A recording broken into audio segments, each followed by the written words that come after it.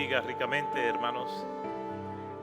Damos gracias al Señor que podemos reunirnos hoy temprano para adorar al Señor por medio de las alabanzas y también adorar al Señor por medio de la exposición y atención a su palabra. Hay una ilustración que describe muy bien lo que hemos venido hablando acerca de la naturaleza pecaminosa del hombre y su incapacidad de ser espontáneamente certero para buscar a Dios, porque su naturaleza así se lo impide. Y esta ilustración es de un alacrán que quiere cruzar el río, pero él no sabe nadar. Y le dice a una rana que por favor lo ayude a cruzar. La rana no pone en discusión esta petición y lo descarta diciéndole imposible, hablándole a cierta distancia desde el agua. Inmediatamente yo te coloque sobre mí, tú me vas a matar. Y el alacrán, que tiene un gran deseo de cruzar el río, le dice, por favor, yo no te voy a matar. Y la rana, muy despreocupada, le dice, no, eso yo no lo voy a hacer. Y se va. Al rato el alacrán comienza a gritarle, ven, por favor, crúzame el río. Le hace promesas, derrama lágrimas. Le dice, yo te lo prometo, yo tengo una imperiosa necesidad de cruzar el río. ¿Cómo yo te voy a matar? Yo necesito que tú, que eres lo único que yo tengo, por favor, me puedas complacer en esto.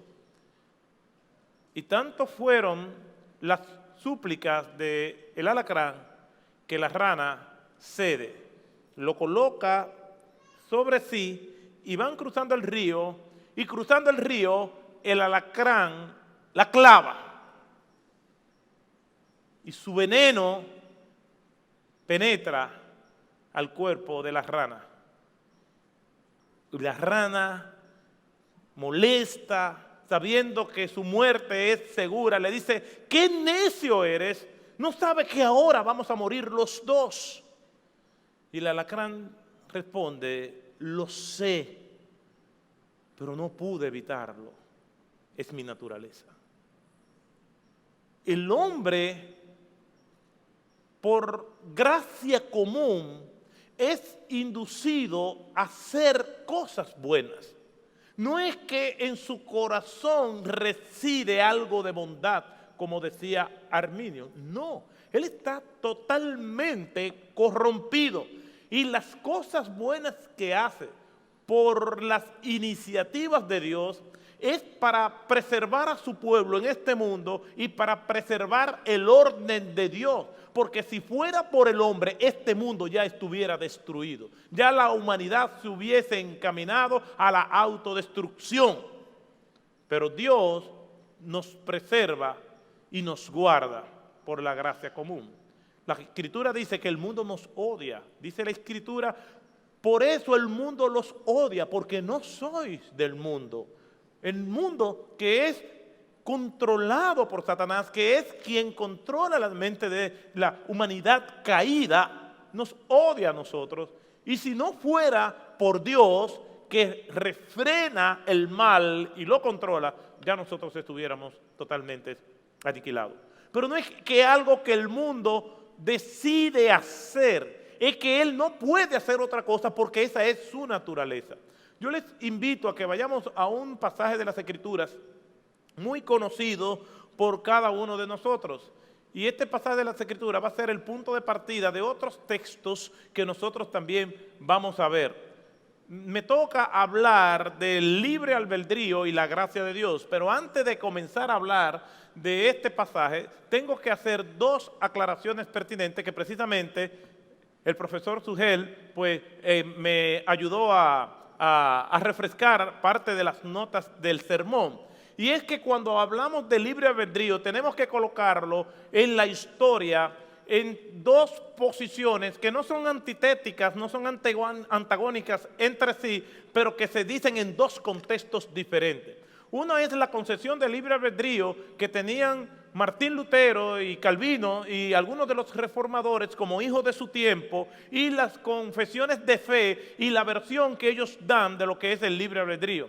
Para los primeros, el libre albedrío se puede describir como la incapacidad que tiene el ser humano hacia las cosas espirituales que provienen de Dios. Él no puede discernir ni tiene iniciativa alguna para ser certero, para buscar a Dios y para entender las cosas espirituales. Él es un esclavo del pecado y él es un muerto espiritual y no puede. Ese es el concepto del libre albedrío, que lo aniquila, lo pone en el abismo y lo sepulta, porque eso no existe desde el punto de vista de los reformadores, que el hombre tiene la capacidad de elegir su destino. Ahora, cuando vamos a las distintas confesiones de fe, las confesiones de fe definen libre albedrío como la capacidad moral que tiene el hombre delante de Dios, no para salvarse, sino de sus acciones. En otras palabras, Dios ordena todo, pero el hombre es responsable de sus acciones. ¿Cómo esto ocurre? Yo no sé, pero la Biblia lo dice.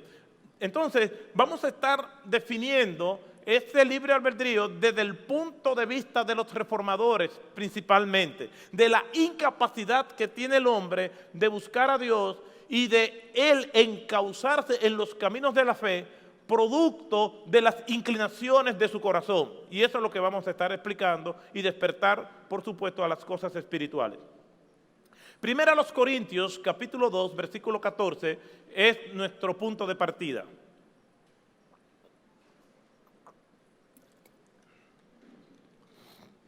Primera a los Corintios, capítulo 2, versículo 14.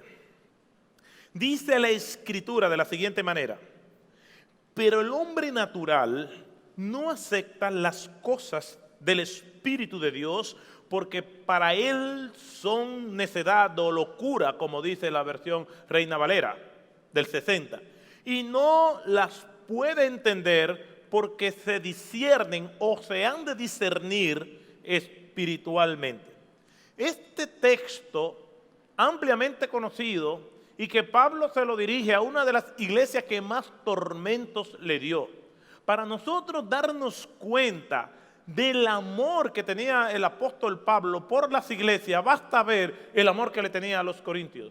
Si Pablo era capaz de amar a los corintios, era capaz de amar a cualquier persona.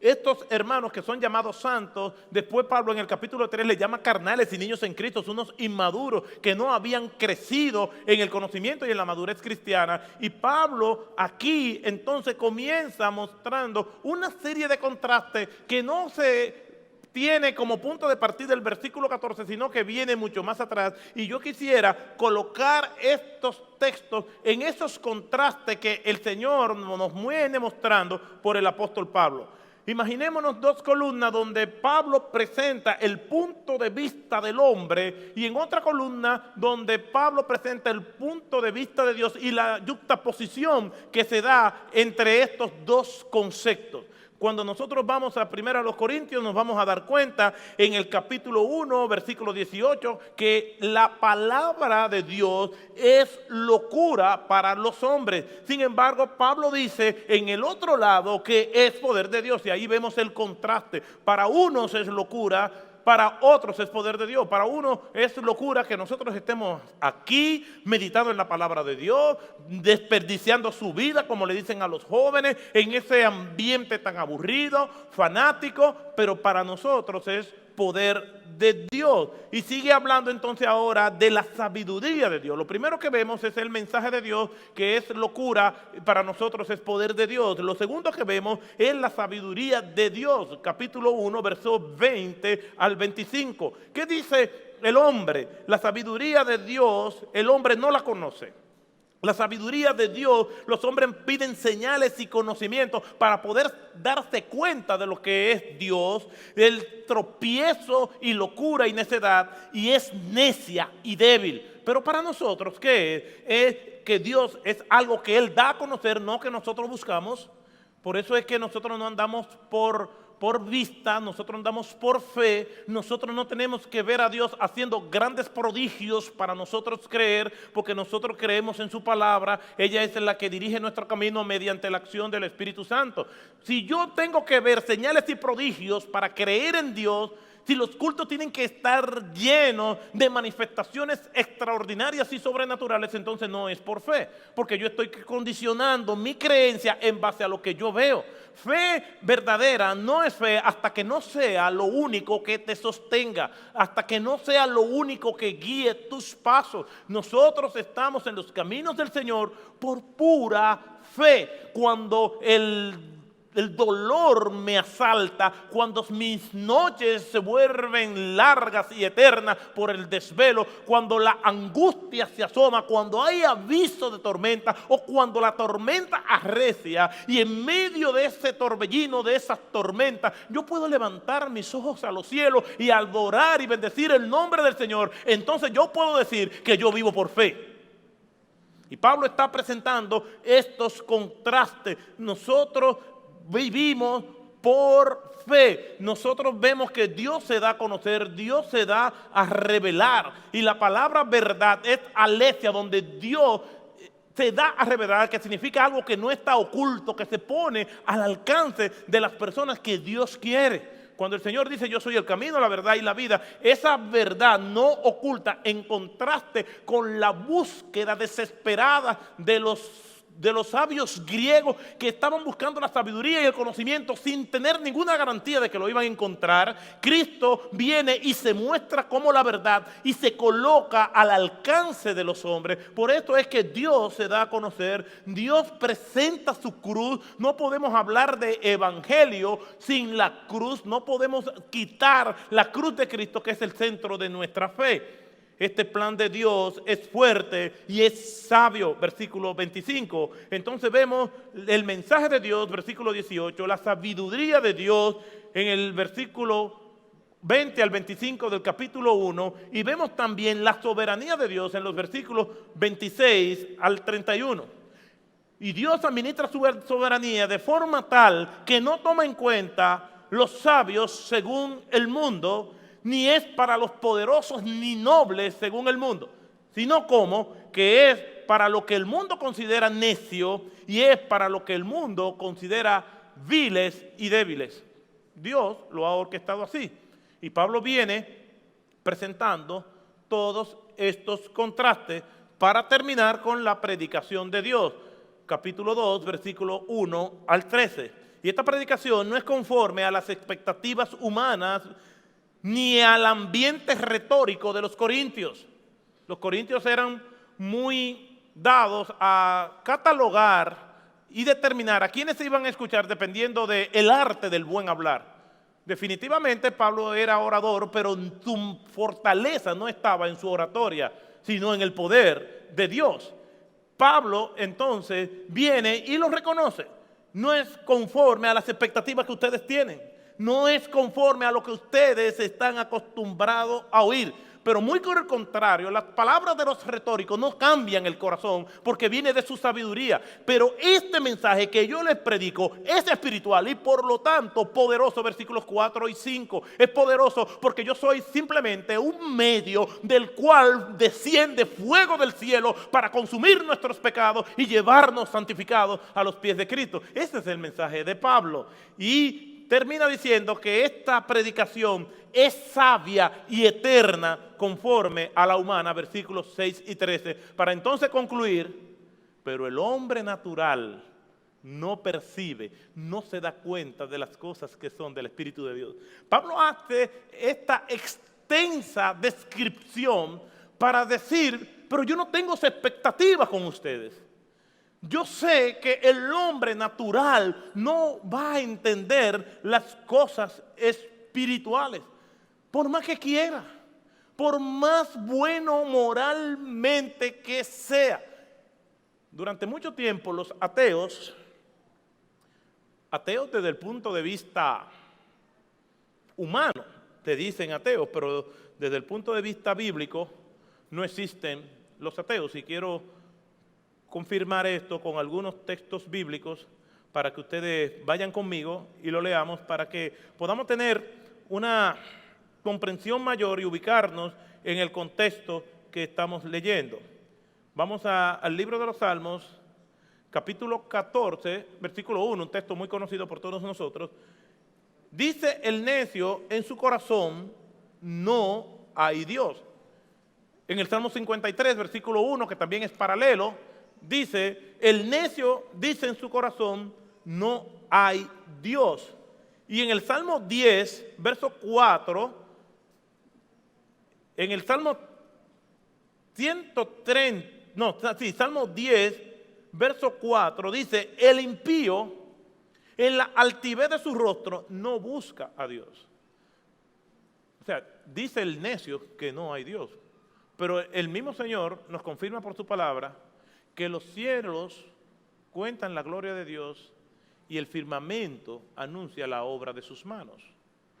Y después Pablo, haciéndole una exposición más acabada en ese patrimonio teológico del apóstol Pablo, que es el libro de los Romanos, Pablo dice en su introducción que no tienen excusa delante de Dios porque su eterno poder y su divinidad se hace claramente visible a partir de la creación. Quiere decir que por la creación, por el orden que hay en el universo, es suficiente para que una persona, aunque no sea cristiana, diga, debe haber algo, tiene que haber un Dios que puso todo esto en armonía, que sincronizó todas estas cosas.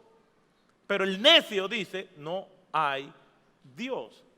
Y esto es importante, puesto que cuando nosotros vamos al Nuevo Testamento, el apóstol Pablo se enfrenta a una diversidad de pensamientos. Y ahora nosotros vemos una clase de ateos que eran diferentes a otra clase de ateos que nosotros veíamos en el pasado. En el pasado nosotros veíamos personas que decían ser ateos, por eso puse estos versículos en evidencia para que no se dejen llevar, de que no, yo soy ateo, es una necedad. Es que eran hostiles a Dios, una clase de ateos tipo Richard Dawkins, que es un enemigo y un activista de la fe, un blasfemo, pero hay otras clases de ateos que no son así, pero son igual de letales.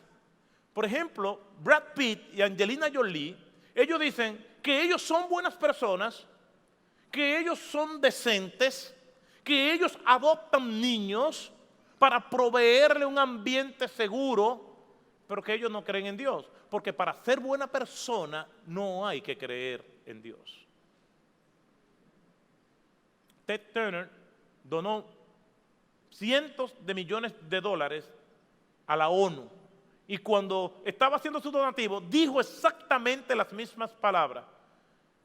Estamos haciendo eso porque somos buenas personas y para ser buenas personas y decentes no hay que creer en Dios.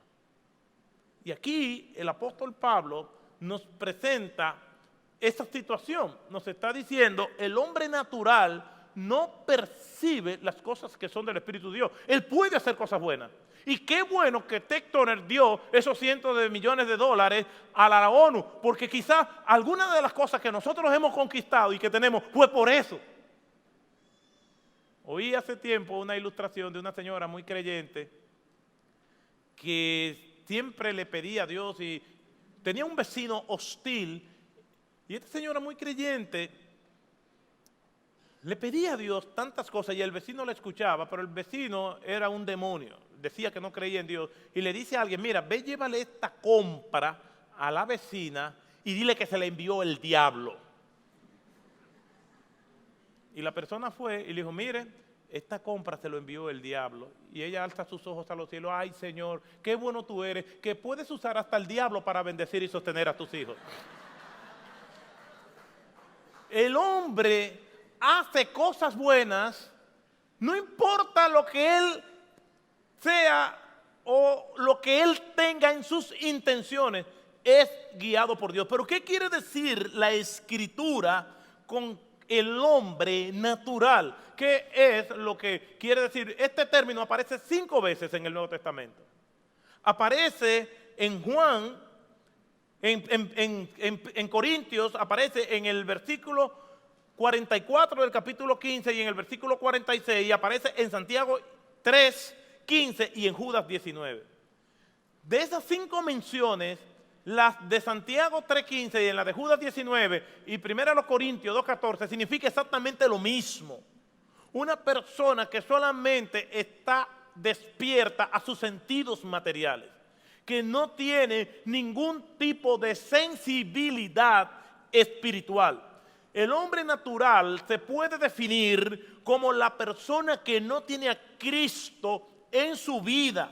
Es decir, una persona que todavía Cristo no la ha salvado y por lo tanto sus capacidades están limitadas a lo terrenal.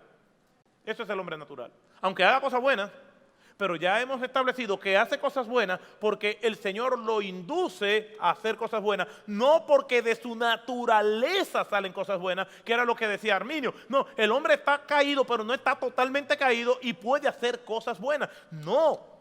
Él está totalmente corrompido porque dice la Escritura, no hay quien busque a Dios, no hay quien haga lo bueno, y eso es sumamente contundente.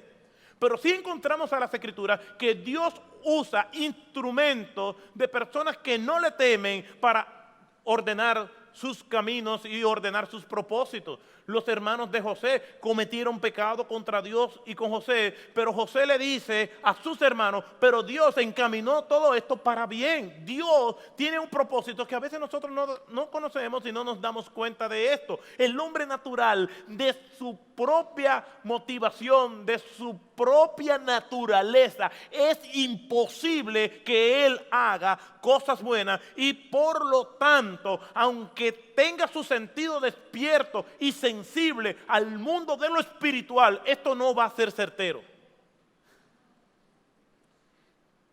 Y digo al mundo de lo espiritual porque nosotros creemos que una persona muy religiosa, aunque no sea cristiana, no es mala persona.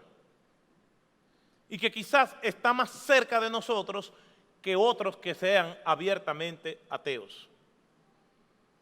El hombre natural puede ser muy religioso y por lo tanto, por su condición de natural, está lejos de Dios como un asesino en serie. Aunque sea moralmente correcto, porque todas las religiones de alguna manera u otra predican cierta moralidad. Y le voy a contar esta historia para que nosotros podamos, o para yo mejor poder ilustrar lo que quiero decirle. Yo hablaba con el hermano de un hermano en Cristo. Su hermano, es decir, hay un hermano en Cristo que su hermano hizo una expedición a la India. Y él era devoto del gurú hindú Sata Sai Baba. Y él me contaba esa experiencia y yo me le acerco a él. Dime, cuéntame esa experiencia. Y con lágrimas en los ojos, de una forma tal que él no podía contenerse. Él se siéntese pastor, y comienza a hablarme de aquella expedición. Hasta que llegó el momento donde él estaba parado a unos 500 metros por donde estaba pasando Sata Sai Baba. Y cuando yo lo vi, yo caí en éxtasis, a 500 metros, en medio de la multitud que rodeaba a aquel individuo. Y yo lo vi, se me aflojaron las rodillas y yo me desmayé literalmente. Y unas personas que estaban ahí me pararon y yo a la distancia no podía contener mis lágrimas al verlo. Después que pasó Sata Sai Baba, él dijo, yo fui uno de que esta multitud, al no poder ni siquiera tocarlo, me abalancé hacia el camino por donde él había pesado y yo me comí aquella tierra con lágrimas en los ojos, compungido, sumamente emocionado por aquella experiencia. Es una persona vegetariana, no está sobrepeso, tiene su vida en orden, buen hijo, buen hermano, pero es un hombre natural. Porque toda la espiritualidad que puede salir de un corazón que no conoce a Dios, con seguridad y certeza y precisión bíblica va a ser errada. Porque el único que nos puede mover hacia una espiritualidad correcta es que el Señor despierte nuestros sentidos a Él. Es que el Señor nos dé vida porque estamos muertos en nuestros delitos y pecados. Es que saque nuestra mente de la mazmorra de esclavitud donde nosotros estamos. Por lo tanto, el hombre natural no tiene ningún tipo de esperanza. Todos los creyentes, usted y yo, en un momento determinado fuimos hombres y mujeres naturales. Esa es la manera en como nosotros nacemos. Nosotros hacemos a este mundo de manera natural. Nosotros andábamos corrompidos, muertos en nuestros delitos y pecados. Para ilustrarlo, voy a hacer una ilustración un poco más fuerte. Un niño recién nacido, o mi hija, o una de mis hijas cuando nació, de 5 días de nacido, esa bebé hermosa porque se parece mucho a su padre, y entonces sostenida ahí en mis brazos, esa niña está muerta en sus delitos y pecados. Ella no es inocente, porque dice la Biblia que nosotros nacemos muertos. No le estoy diciendo el hijo suyo o la hija suya, yo estoy diciendo la mía. Ella, cuando estaba de esa edad, cualquiera de ellas no eran inocentes. Y todavía tengo una de 5 y no es inocente. Y créanmelo, no es inocente en lo más mínimo. Los niños recién nacidos nacen inconscientes, pero no son inocentes. Y si se salvan o no, pregúntenselo al profesor Sugel. Entonces, realmente, nosotros nacemos muertos en nuestros delitos y pecados. Nosotros somos personas que no tienen ningún tipo de sensibilidad a la realidad de Dios. ¿Qué característica a la luz de este texto entonces tiene el hombre natural? Porque no podemos decir que este hombre tiene libre albedrío para elegir lo que a él le convenga en cuanto al destino de su alma. ¿Por qué él no puede hacer eso? En primer lugar, los asuntos de Dios no lo puede aceptar, no lo puede entender, no le da la bienvenida, que es lo que quiere decir el texto en el idioma original. No le puede dar la bienvenida a los asuntos que vienen de la presencia de Dios. Por lo tanto, este hombre puede ser eminentemente religioso, este hombre puede ser eminentemente moralista, este hombre puede dar millones y millones de euros para calmar las necesidades de los más desventurados de este mundo, y este hombre está totalmente perdido, y con todas sus buenas intenciones que Dios usó para bien de otras personas, esta persona se va a perder, porque es que natural significa que él solamente puede darse cuenta de lo que es este mundo. Él no puede comprender el plan de salvación. Él no puede comprender el significado de la cruz. Él no puede comprender que Dios tiene un plan eterno. Él no puede entender lo que es convicción de pecado. Él no entiende nada de esto, por su condición de hombre natural. Y aunque sea eminentemente religioso, su religión va a ser desfasada. Quiere decir que los asuntos de Dios no los puede aceptar, no le da la bienvenida, no lo puede comprender. En segundo lugar, los asuntos de Dios para este tipo de personas son una necedad, son una locura.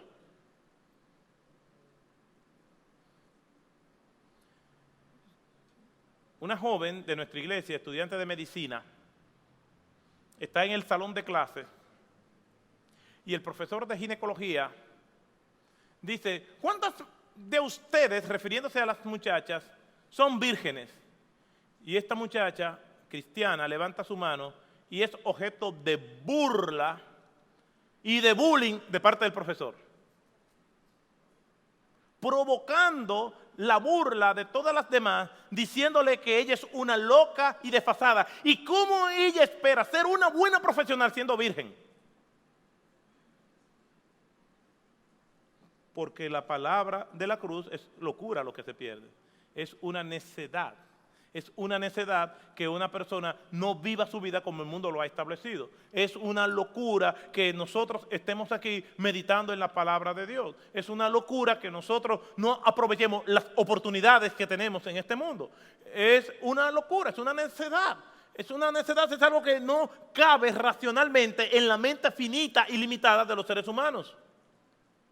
Entonces, la palabra de la cruz, la palabra de Dios es necedad, es locura a los que se pierden, pero el hombre natural no percibe las cosas que son del Espíritu de Dios, porque para él son una necedad. Una de las cosas que caracteriza a un cristiano es que hace un contraste en lo que era su vida pasada y lo que es su vida presente. Y algo que no sé si a ustedes les pasa, pero le pasa a los cristianos. No sé si a ustedes les pasa, pero le pasa a los que somos cristianos. Es que nosotros decíamos, pero ve acá, mira lo que yo hacía, yo tenía que estar loco. ¿Cómo puede ser posible que yo hice esto y aquello? ¿Cómo puede ser posible que yo estaba fuera de sí? Por eso es lo que dice la Escritura. Porque el hijo pródigo, dice la Escritura, que cuando estaba allí rodeado de cerdos, volviendo en sí, miró al cielo. Y ese es el orden del arrepentimiento. Primero con Dios y después con los hombres. Miró al cielo y dijo, ¿cuántos jornaleros en casa de mi padre tienen abundancia de pan y yo aquí perezco del hambre? La persona que no tiene a Cristo, que es un hombre natural, está fuera de sí. Me contaba Roger que estaba en una iglesia donde el predicador le decía a los inconversos, porque era un culto evangelístico, a los inconversos que estaban allí, el predicador hizo una pausa en su sermón y le dijo a todos los que estaban allí, mire, amigo, usted que no visita, usted está loco. Usted está malo de aquí. No lo digo yo, lo dice la Biblia. Pero lo que enseña las Escrituras, aunque quizás no se lo digamos de esa manera, es que la palabra de la cruz es locura. Él cree que todas las cosas que nosotros hacemos responden a una necedad, a un fanatismo, pero es su condición que no le permite entender. Los asuntos de Dios no los puede aceptar, los asuntos de Dios son locura, los asuntos de Dios no los puede entender. Y la palabra es que no le da la bienvenida, los rechaza, los repela. Hay una condición en su corazón que no los hace ser sensibles.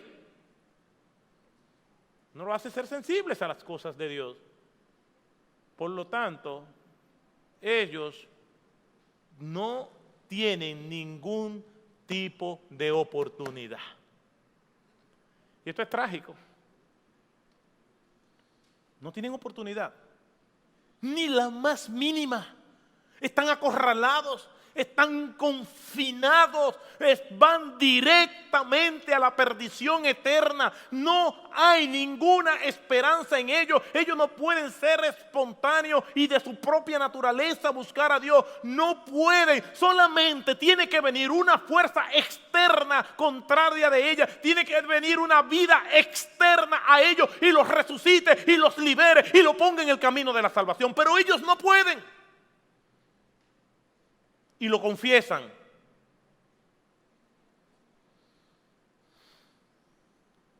Si dejáramos este mensaje hasta aquí, sería el mensaje más trágico que pudiera existir. Porque no le estamos dando esperanza a las personas que están escuchando. Los asuntos de Dios solo lo pueden entender los que son de Dios. Entonces ya vemos las características del hombre natural. Ahora vamos a ver ¿por qué es así? ¿Por qué ellos piensan así? ¿Por qué son así? ¿Por qué no pueden aceptar los asuntos de Dios? ¿Por qué es una locura o una necedad los asuntos de Dios? ¿Por qué ellos no lo pueden entender? ¿Por qué? Si tuviera al alcance de nosotros hacerle entender, ¿qué no hiciéramos nosotros? Si pudiéramos hablar con ellos y durar una semana, estuviéramos nosotros por nuestros familiares inconversos, no una semana, un mes hablando con ellos. Si el Señor nos dijera, las almas van a venir después que tú tengas un mes ayunando, ayunamos un mes. Si nos dijeran, tiene que ser una peregrinación a la basílica de rodillas, lo haríamos. ¿Qué no haríamos por un familiar inconverso? Por un hermano, por un primo, por un padre, por una madre. ¿Qué no haríamos? Gente que van a pasar la eternidad en el infierno, en un lamento por los siglos de los siglos. ¿Qué nosotros no haríamos, aunque en el intento perdiéramos nuestras vidas? Estuviéramos haciéndolo por amor a ellos, para estar juntos por la eternidad. ¿Qué no haríamos para que unas personas pudieran salir y romper las cadenas de la esclavitud. Para mí son muy conmovedoras las palabras de Spurgeon. Yo afirmo, con base en la autoridad de la Escritura, y les digo, podría predicarle al hombre natural toda la eternidad, si fuera necesario, si que en algún momento de la eternidad él reaccionaría. Podría pedir prestada la elocuencia de Demóstenes o la de Cicerón, pero los inconversos no querrán venir a Cristo. Podía pedirle de rodillas con lágrimas en mis ojos y mostrarle los horrores del infierno y los gozos del cielo, la suficiencia de Cristo y su propia condición perdida, pero ninguno querrá venir a Cristo por su propia cuenta, a menos que el Espíritu que descansó en Cristo los traiga.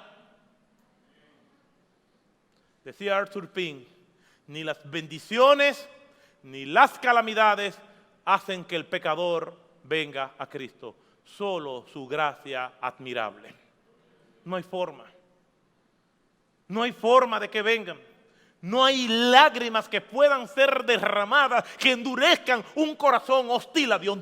Por más lágrimas, porque las lágrimas no ablandan el corazón del ser humano. Mis lágrimas, ese líquido que puedan vertir de mis ojos, no la van a derramar, sino el líquido que se derramó en la cruz de Calvario. Ese sí lo ablanda. Ese sí puede cambiar el corazón. Ese sí es verdad que transforma de una vez y para siempre y convierte el corazón de piedra en un corazón de carne, como dice el profeta. Pero nuestras lágrimas no. ¿Por qué esto es así? Porque el hombre natural es un esclavo. Y ayer le decía que le iba a explicar mejor hoy lo que es la esclavitud. Pablo lo dice en un contexto de esclavitud que nosotros no conocemos, y como dice un autor, tenemos que oír la música de fondo del texto para poder comprenderlo mejor. La Escritura dice, y conoceréis la verdad, y la verdad os hará libre. O sea, el que no tiene la verdad es un esclavo. Y más adelante, el apóstol Pablo dice en Gálatas capítulo 5, versículo 1, porque para la libertad fue que Cristo nos hizo libres, por tanto permaneced firmes y no os sometáis otra vez al yugo de la esclavitud. O sea que el hombre natural, hay términos sinónimos en el Nuevo Testamento para describirlo. Natural, esclavo o prisionero, también, o muerto, son términos que se refieren a la misma clase de personas en su condición. Un esclavo era propiedad absoluta de su amo. O sea, que su vida era de su amo, su tiempo era de su amo, su mujer era del amo, sus hijos eran del amo, sus nietos eran del amo. Él no tenía propiedad privada alguna. Todo lo que él podía poseer, desde su vida hasta sus posesiones materiales, eran propiedad absolutamente del amo. Y una persona que nacía esclavo, a menos que en el raro caso del mundo antiguo, un amo quisiera darle la libertad a un esclavo, él se la daba. Pero normalmente, el que nacía esclavo, moría esclavo. Y ellos lo veían de manera natural. Ellos entendían esto. Ellos entendían en muchos casos que la esclavitud era algo natural. Así nací.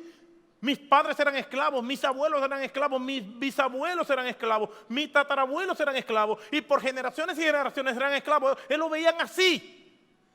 Y dice la Escritura que nosotros éramos porque dentro del mundo de los esclavos existían los esclavos cimarrones que se alzaban y se liberaban de sus amos, y entonces vivían en la ilegalidad toda la vida, escondidos en las montañas, huyendo y metiéndose en cuevas. Pero aquí no hay cimarronaje. No hay manera de nosotros alzarnos y determinarnos y autoproclamarnos libres. todo aquel que nació es un esclavo y solamente se hará libre, solamente conocerá la libertad cuando Cristo lo liberte. Cuando Cristo está muriendo en la cruz del Calvario por su pueblo, las cadenas de esclavitud se estaban rompiendo. Cuando Cristo estaba muriendo por nosotros y redimiéndonos en la cruz del Calvario, en nuestra prisión de oscuridad, allí cuando estábamos confinados en aquella fría celda oscura, sucia, pequeña, apestosa, la luz de Cristo entró y de repente nuestros sentidos se despertaron a un mundo vivo en nuestro pecado y corrimos huyendo hacia la cruz diciéndole al Señor, perdóname, gracias. Solamente cuando Cristo hizo eso en la cruz del Calvario. No hay otra manera de ser libres. No hay otra manera de obtener la libertad. ¿Por qué el hombre natural es así? Porque él es un esclavo, no ha creído en Cristo. Y creer en Cristo no es creer en concepto, es creer en una persona que se llama Jesucristo. No es que yo me aprendí algo. Yo creo en eso porque yo me lo aprendí. No, yo creo eso porque Él me hizo libre. Yo creo porque Él murió por mis pecados. Yo creo porque Dios puso su mano en mi corazón y me hizo creer. ¿No puede creer? Entonces, pastor, no hay esperanza en Cristo Jesús. El hombre natural no puede creer porque es un esclavo, pero también la Escritura dice que el hombre natural es un muerto. Yo no conozco el primer ser humano que murió y después de muerto diga, era para ver quiénes me querían o no, y volvió a vivir. Por ahí andan testimonios de que, no sé si aquí en Ecuador llegó, el muerto vivo. Que fue un tipo, di que murió, fue al infierno y después el Señor le dio una oportunidad y lo condujo al cielo. Y le dijo, ¿ves de lo que te estoy librando? Vete al mundo y háblale de los horrores del infierno y de las maravillas del cielo. Y el tipo, pues, por una ofrenda, daba su testimonio en distintos lugares. Hay otro libro de un niño por ahí que se murió y otro de estos 90, qué sé yo cuántos minutos, 60 segundos en el cielo. Y testimonios formidables que yo no creo. Porque la Escritura es clara. Escrito está que el hombre muera una vez y después el juicio. Y usted dirá, pero Lázaro murió. Murió la hija de Jairo. Murió Eutico, que gracias a Dios no está aquí. Y Jesús resucitó a los dos primeros y el Señor, y después Lázaro resucitó como instrumento de Dios a Eutico. Sí, pero se pueden contar con los dedos de una mano, es lo primero. Número dos, ninguno vino contando cosas que vio allá. Nadie. Entonces, estos testimonios modernos, pues, no sé, parece que están en un nivel espiritual mucho mayor que aquellos que, como Lázaro, conoció a Jesucristo. Pero el caso es que el hombre es un muerto espiritualmente. Él está totalmente inconsciente de la realidad espiritual. Y miren lo que dice la Escritura en Efesios 2, verso del 1 al 5. Y amigo, si usted no conoce a Cristo, mire, usted está muerto. No lo digo yo, lo dice la Biblia. Mire lo que dice. Y Él os dio vida a vosotros que estabais muertos en delitos y pecados. Versículo 5. Aun cuando estábamos muertos en nuestros delitos y pecados, nos dio vida. Estábamos muertos y el Señor nos da la vida. Tiene que venir una vida fuera de nosotros para que nos despierte la realidad espiritual. Como una persona que es natural, como una persona que es un esclavo, como una persona que es un muerto, de manera espontánea va a buscar a Dios. Por eso que dice Pablo en los Romanos, no hay quien entienda, no hay quien busque a Dios. Él no puede. ¿Por qué? Estaba muerto en sus delitos y pecados. Para ir terminando, mis hermanos, la historia ha traído muchos debates con esto. Quizás el más conocido es el de Pelagio y San Agustín, donde Pelagio precisamente decía que el ser humano primero está corrompido, pero no tan corrompido, y él puede escoger a Dios de manera natural, lo cual es algo que Agustín contrarrestó de una manera recurrente y fuerte, haciéndole ver la doctrina de la depravación del hombre. A la pregunta de cómo llega el alma a descubrir las verdades eternas, Agustín recurría a la iluminación. El Señor tenía que iluminar su corazón, iluminar su entendimiento para que él pudiera despertar a la realidad de Dios. Y de ahí en adelante yo sé que todavía, aunque han pasado muchos años, el debate entre el hombre que tiene libre albedrío y el hombre que es un esclavo todavía continúa. Primera a los Corintios, capítulo 2, versículo 14, lo dice. No es tanto porque lo diga Agustín contradiciendo las enseñanzas de Pelagio o Pelagio contradiciendo las de San Agustín, es porque la Biblia lo dice. Pero el hombre natural, el esclavo, el muerto, no acepta las cosas que son del Espíritu de Dios. No es que él no quiere, es que él no puede. Su condición de muerto y esclavo espiritual le impide a él asimilar estas cosas, porque para él son una locura y no las puede entender. Termino con el versículo 15 que dice, en cambio, el que es espiritual juzga todas las cosas. En un sentido, nosotros sí tenemos libre albedrío. En un sentido, sí nosotros podemos escoger entre lo bueno y lo malo. Yo si quiero, al terminar de aquí, puedo pecar. Porque yo veo la realidad de otra manera. Porque el Señor solamente le da esa capacidad a nosotros. Los demás que no tienen a Cristo son esclavos. Ellos no pueden escoger. Ellos escogen de acuerdo a su naturaleza. Nosotros sí podemos juzgar todas las cosas. Nosotros tenemos esas ventajas gloriosas con relación a las personas que no conocen al Señor. Nosotros conocemos de dónde venimos, a dónde vamos y quién nos creó. Nosotros sabemos no solamente la historia, sino tenemos también la ventaja de saber cómo va a terminar la historia.